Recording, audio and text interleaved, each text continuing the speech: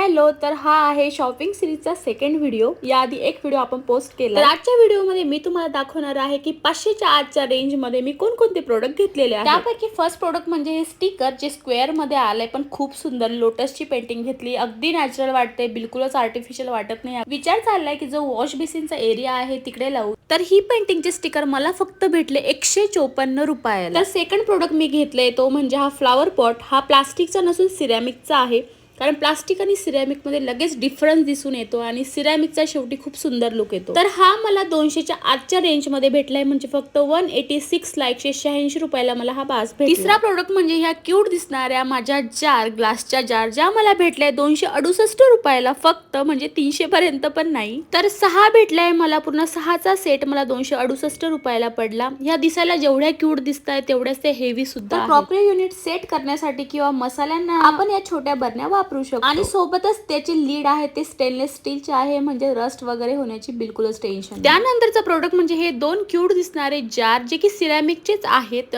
जे आपण पिकल लोणचे ठेवू शकतो किंवा तुपाला तेलालाही करू शकतो। बऱ्यापैकी मोठी साईज आली आहे आणि खूप हेवी आहे। तर हे मला दोन मध्ये एका पेअर मध्ये पडले 348 रुपयाला। जरा मला असं वाटलं की थोडे 300 रुपयापर्यंत वगैरे भेटले, पण त्याची क्वालिटी बघून असं वाटणार नाही। ठीक आहे, 348 रुपये वरते, ठीक। सोबतच दोन लीडही मला मिळाले। तर आजच्या व्हिडिओचा लास्ट प्रोडक्ट म्हणजे हा देवघराचा कपडा, जो की दिसायला एवढा सुंदर दिसतो आणि खूप सॉफ्ट आहे, स्मूथ आहे। फक्त धुतल्यानंतर कुठपर्यंत टिकणार हे मी सांगू नाही शकत, पण मला 147 रुपयाला दोन कपडे भेटले, ते येलो कलरचा आणि एक रेड कलरचा। तर येलो कलरचा मला दाखवता येणार नाही, पण तो पण सुंदर आहे, पण मला त्याचा कपडा एवढा आवडला नाही, थोडा हार्ड वाटला आणि हा खूप स्मूथ आलाय, त्याच्यामुळे हा दाखवतो। तर हा होता आपला शॉपिंग सिरीजचा सेकंड व्हिडिओ। कसा वाटला नक्की सांगा, कमेंट करा। जर भेटू लवकरच, तोपर्यंत बाय बाय।